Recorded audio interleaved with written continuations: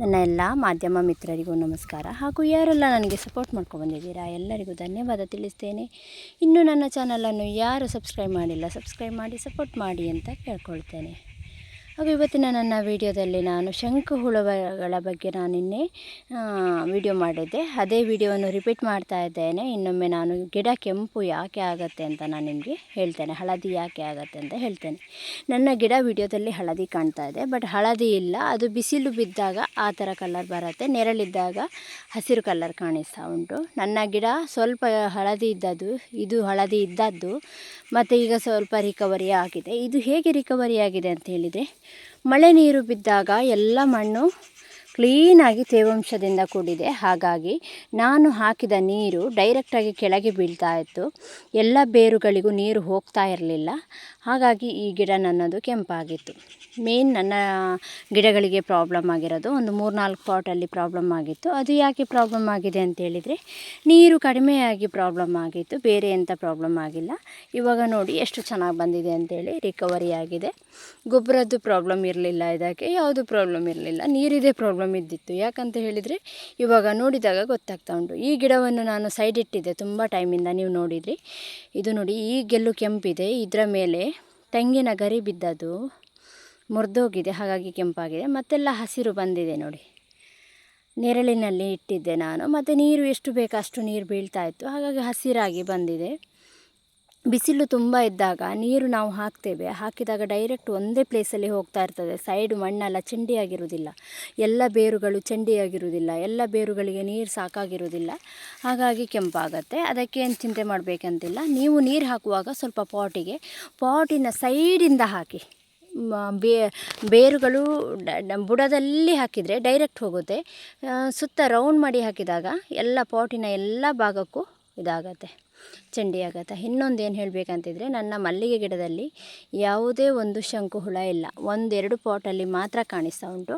ಅದು ಬಿಟ್ಟರೆ ಯಾವುದೇ ಗಿಡದಲ್ಲಿ ಕೂಡ ಶಂಕು ಹುಳಗಳು ಇಲ್ಲ, ಎಲ್ಲ ಕ್ಲೀನಾಗಿ ತೆಗ್ದಿದ್ದೇನೆ. ನಾನು ಗುಡಿಸಿ ತೆಗೆದಿದ್ದೇನೆ ಆಯಿತಾ.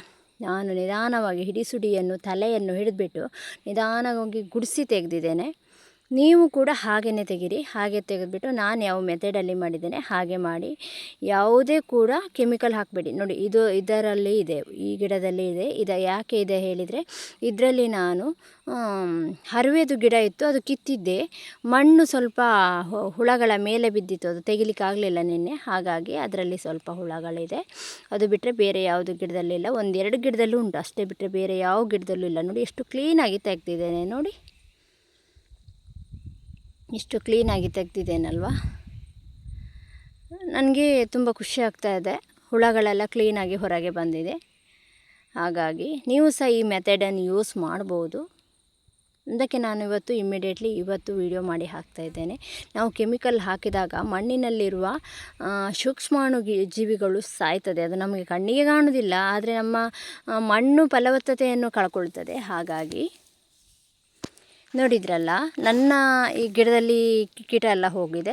ಈಗ ಇದರಲ್ಲಿ ನಿಮಗೆ ತೋರಿಸ್ತೇನೆ ನೋಡಿ ನಾನು ಏನು ಮಾಡಿದ್ದೇನೆ ಅಂತ. ನಾನು ಮತ್ತೆ ಪಾಪಕ್ಕೆ ಬಿದ್ದು ಸಾಯ್ತೇನೆ ಅಂತ ನನಗೆ ಗೊತ್ತಿಲ್ಲ. ನನಗೆ ಸಾಯಿಸೋದು ಅಂದರೆ ತುಂಬ ಕಡಿಮೆ. ಅದು ನನಗೆ ತುಂಬ ಬೇಜಾರಾಗ್ತಾ ಉಂಟು ಈ ಶವಗಳನ್ನೆಲ್ಲ ನೋಡುವಾಗ. ಎಷ್ಟು ಚಂದ ಸತ್ತಿದೆ ನೋಡಿ. ಈ ಥರ ಎಲ್ಲ ಮಾಡಲಿಕ್ಕೆ ನನಗೆ ಇಷ್ಟ ಇಲ್ಲ, ಬಟ್ ಇವಾಗ ನಾನು ಮಾಡಬೇಕಾಯಿತು. ಹಾಗಾಗಿ ಏನು ಮಾಡಬೇಕಂತ ಕೇಳಿದಾಗ ನಾನು ಮಾಡಿ ತೋರಿಸಬೇಕಲ್ಲ, ಹಾಗಾಗಿ ನಾನು ಮಾಡಿದೆ. ಇಲ್ಲ ಅಂದರೆ ನಾನು 2 ಇಯರ್ ನಾನು ಈ ಥರ ಏನು ಮಾಡಿಲ್ಲ. ಕೀಟಗಳಿಗಾಗಿ ಯಾವುದೇ ಇದು ಮಾಡಲಿಲ್ಲ. ಈ ಕೀಟಕ್ಕೋಸ್ಕರ ನಾನು ಹೂವಿಗಾಗಿ ಮಾತ್ರ ಸ್ಪ್ರೇ ಮಾಡ್ತಿದ್ದೆ ವಿನಃ ಬೇರೆ ಯಾವುದು ಕೀಟಕ್ಕೆ ಏನೂ ಮಾಡಲಿಲ್ಲ. ನನಗೆ ಈ ಥರ ಎಲ್ಲ ಸಾಯಿಸೋದು ನನಗೆ ಇಷ್ಟ ಆಗೋದಿಲ್ಲ. ನಾನು ಬಂದಿದ್ದೆ ಹಾಗಾಗಿ. ಮತ್ತು ಇನ್ನೊಂದು ಏನಂತ ಹೇಳಬೇಕಂತಿದ್ರೆ, ಮಲ್ಲಿಗೆ ಗಿಡದ ಸಸಿಗಳು ಯಾರಿಗಾದರೂ ಬೇಕಿದ್ದರೆ, ಚಿಕ್ಕ ಗಿಡಗಳು ಬೇಕಿದ್ದರೆ, ಒಬ್ಬರು ನನಗೆ ಕಮೆಂಟ್ ಮಾಡಿದ್ದಾರೆ. ಕಾರ್ಕಳ ಜೋಡುಕಟ್ಟೆ ಅಂತ ಹೇಳಿದ್ದಾರೆ ಅವರ ಮನೆ ಪ್ಲೇಸು. ಆಶಾ ದೇವಾಡಿಗ ಅಂತ ಅವರ ಹೆಸರು. ಯಾರಿಗಾದರೂ ಶಂಕರಾಪುರದ ಮಲ್ಲಿಗೆ ಗಿಡ ಬೇಕಿದ್ದರೆ ನೀವು ಅವರ ಹತ್ರ ಕಲೆಕ್ಟ್ ಮಾಡ್ಬೋದು, ಅವರು ಹೇಳಿದ್ದಾರೆ. ಯಾರಿಗಾದರೂ ಬೇಕಿದ್ದರೆ ನನಗೆ ಕಮೆಂಟ್ ಮಾಡಿ, ನಾನು ಅವರ ಡೀಟೇಲ್ಸ್ ತೆಗೆದು ಕೊಡ್ತೇನೆ ಬೇಕಿದ್ದರೆ ಇನ್ನೊಮ್ಮೆ. ಅವರು ಹೇಳಿದ್ದಾರೆ ಬೇಕಿದ್ದರೆ ಮನೆಗೆ ಬಂದು ತಗೊಂಡು ಹೋಗ್ಬೋದು, ನಾನೊಂದು 60 ರೂಪೀಸ್ ಹೇಳ್ತೇನೆ ಒಂದು ಗಿಡಕ್ಕೆ ಅಂತ ಹೇಳಿದ್ದಾರೆ. ಹಾಗಾಗಿ ನಾನು ನಿಮ್ಮ ವಿಡಿಯೋದಿಂದ ನನಗೆ ಸಹಾಯವಾಗಲಿ ಅಂತ ಅವರು ಕೇಳ್ಕೊಂಡಿದ್ದಾರೆ. ಸಹಾಯ ಆಗಬೇಕು, ಅದಕ್ಕೋಸ್ಕರ ನಾನು ವಿಡಿಯೋದಲ್ಲಿ ಹೇಳ್ತಾ ಇದ್ದೇನೆ. ಯಾರಿಗಾದರೂ ಬೇಕಾದರೆ ನನಗೆ ಕಮೆಂಟ್ ಮಾಡಿ, ಅಥವಾ ಅವರ ಅವರ ಕಮೆಂಟಿಗೆ ನೀವು ರಿಪ್ಲೈ ಮಾಡಿದರೆ ಅವರು ಸಹ ಕಾಂಟ್ಯಾಕ್ಟ್ ಮಾಡ್ಬೋದು ನಿಮ್ಮನ್ನು. ನನ್ನ ನಿನ್ನೆಯ ವಿಡಿಯೋದಲ್ಲಿ ಅವರು ನನಗೆ ಕಮೆಂಟ್ ಹಾಕಿದ್ದಾರೆ, ನನ್ನ ಹತ್ರ 100 ಮಲ್ಲಿಗೆ ಸಸಿಗಳು ಉಂಟು, ನಾನು ಸೇಲ್ ಮಾಡ್ತಾ ಇದ್ದೇನೆ, ಯಾರಾದರೂ ಇದ್ದರೆ ಹೇಳಿ ಅಂತೇಳಿ ಹೇಳಿದ್ದಾರೆ. ಹಾಗಾಗಿ ನಾನು ತಿಳಿಸ್ತಾ ಇದ್ದೇನೆ. ಆಯಿತು, ನನ್ನ ಇವತ್ತಿನ ವಿಡಿಯೋ ಮುಗಿಸ್ತಾ ಇದ್ದೇನೆ. ಬಾಯ್ ಬಾಯ್.